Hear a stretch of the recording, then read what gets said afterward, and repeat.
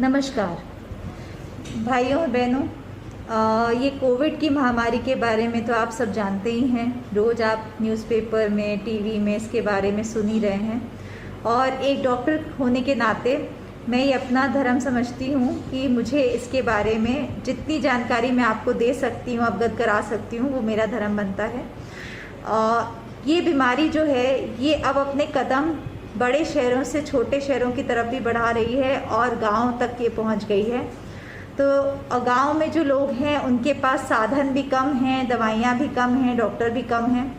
तो इसलिए मैं चाहती हूँ कि आपको सबसे पहले इस बीमारी से बिल्कुल भी घबराना नहीं है, इससे आतंक नहीं करना है अपने मन में, और ये नहीं सोचना कि ये ऐसी बीमारी है कि कोई मैं इससे बच नहीं सकता या मैं भाग जाऊं कहीं पे या ऐसे। इस बीमारी से पहली बात तो आप कहीं भाग नहीं सकते। ये बीमारी किसी को भी हो सकती है, एक छोटे से बच्चे से लेकर एक 90 साल के बुज़ुर्ग महिला पुरुष किसी को भी हो सकती है। इसलिए इस बीमारी से बचाव करना आपका ड्यूटी है कि आप इसके बारे में जानें। बचाव के जो तरीके होते हैं वो हमारी सरकार रोज़ आप लोगों को निरंतर बता ही रही है। मैं कुछ उसके इम्पॉर्टेंट पॉइंट आपको फिर से याद करा देती हूँ। मास्क ज़रूर से लगा के रखना है, अपने मुंह पे मास्क लगा के रखें। कहीं बाहर जाएं, किसी से मिलें, बातचीत करें, आपस में दूरी बना के रखें, 6 गज की दूरी पे बैठें तब भी मास्क लगा के रखें। और इससे कहीं पे भी आप कुछ काम के लिए भी जाते हो तब भी आप मास्क अपना लगा के पहने रहें, जिससे कि आपकी भी उसमें सुरक्षा रहे और साथ ही साथ सामने वाले की भी सुरक्षा रहे। इसके अलावा अपना हाथों को अच्छे से निरंतर धोते रहें। साबुन का पानी लेकर साबुन से अच्छे से हाथों को मलकर अच्छे से धोएं। ज़रूरी नहीं कि आपको पास हर टाइम सैनिटाइज़र हो, सैनिटाइज़र है तो बीच बीच में सैनिटाइज करते रहें, नहीं तो साबुन का भी पानी से हाथ धोते रहेंगे तो आपका सुरक्षा होती रहेगी। आसपास के वातावरण को साफ़ सुथरा और खुला रखिए। अपने घर बार में खिड़कियां, दरवाजे बीच बीच में निरंतर खोल के रखिए, जिससे कि हवा अंदर बाहर आती जाती रहे। जितना वातावरण खुला रहेगा उससे आपकी ऑक्सीजन की मात्रा कमरे में बढ़ेगी। बंद कमरों में बैठने से परहेज़ करिए। इसके अलावा डाइट, खुराक बहुत अच्छी रखिए, व्यायाम करिए, अपना काम जो करते हैं वो सब करिए। और फेफड़े की डीप ब्रीदिंग एक्सरसाइज कहते हैं, गहरी सांस लेना छोड़ना, ये सब वाली थोड़ी सी नियम अनुसार एक्सरसाइज करते रहें, ये आपके स्वास्थ्य के लिए अच्छा होता है।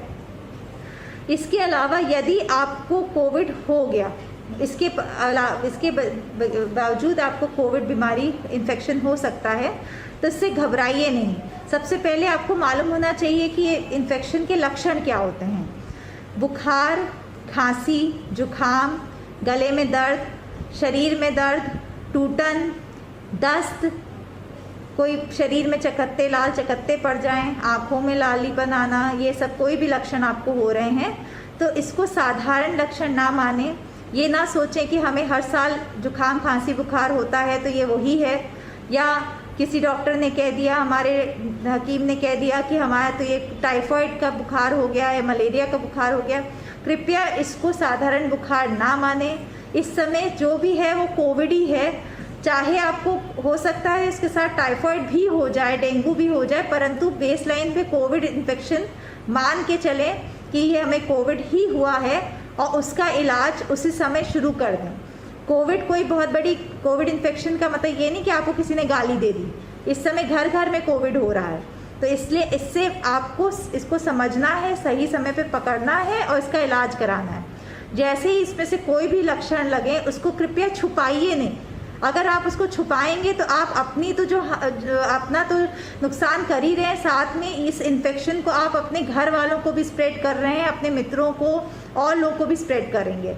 इसलिए इसको तुरंत इसका इलाज शुरू कर दें। पहली बात तो अपने आप को आइसोलेट कर दें। आइसोलेट का मतलब होता है अलग कमरे में कर दें, अपना सारा सामान अलग कर लें, अपनी चीज़ें। उसके बाद तुरंत अपने किसी NGO वाले के थ्रू किसी भी डॉक्टर को कंसल्ट करें, अच्छे डॉक्टर को, जो आपको सारी दवाइयाँ शुरू करा दें। समय रहते पे दवाइयाँ शुरू हो जाने से 60 से 70% मरीजों में हफ्ते भर के अंदर ही ये सिम्टम, लक्षण जो होते हैं कम हो जाते हैं और माइल्ड केस में आप आराम से इस इन्फेक्शन से बचाव कर ले जाते हैं। किसी किसी को मरीजों को तीसरे से चौथे दिन दिक्कत होनी शुरू हो जाती है, जैसे बुखार बढ़ने लगता है, खांसी आने लगती है या सांस फूलने लगती है। तो उसके लिए आप निरंतर अपना ऑक्सीजन लेवल नापते रहें। पल्स ऑक्सीमीटर एक मशीन होती है जिससे आप अपना ऑक्सीजन लेवल नाप सकते हैं। यदि आपका ऑक्सीजन गिर रहा है, आपका उसमें सैचुरेशन फॉल कर रहा है, तो आप उसी समय उसको नापें और उसको अपने डॉक्टर को दोबारा कंसल्ट करें, उनको बताएं ऐसा हो रहा है। ये ना सोचें कि 90-95 सैचुरेशन आ रहा है तो मैं बिल्कुल ठीक हूँ।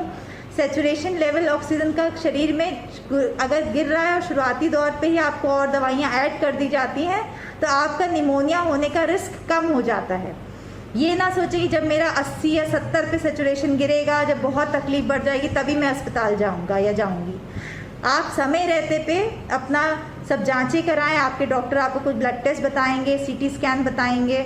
इसमें हड़बड़ाना नहीं है, जब समय सही होता उसी समय पे सीटी स्कैन होना चाहिए। ज़बरदस्ती बार बार ये सब टेस्ट नहीं कराने चाहिए। जो आपके डॉक्टर सही टाइम समझेंगे आपको इसकी जानकारी दे दी जाएगी।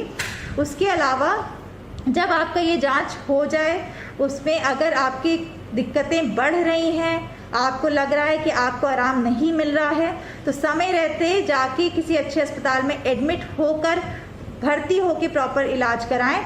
उससे ये इन्फेक्शन जो है, ये जो वायरस है, आपके फेफड़े को कम डैमेज करेगा और आपका निमोनिया बढ़ने से बच सकता है। तो मेरा आपसे सिर्फ अनुरोध एक ही बात का है कि इसमें आपको सिर्फ सही समय पे एक्शन लेने से, सही समय पे इसका उपचार करने से आप बहुत बड़ी बीमारी से बच सकते हैं। आपकी जान बच सकती है और आपके साथ ही साथ आपके परिवार वालों की भी जान बच सकती है। तो कृपया इससे डरें नहीं, इसका खुल के सामना करें। नमस्कार।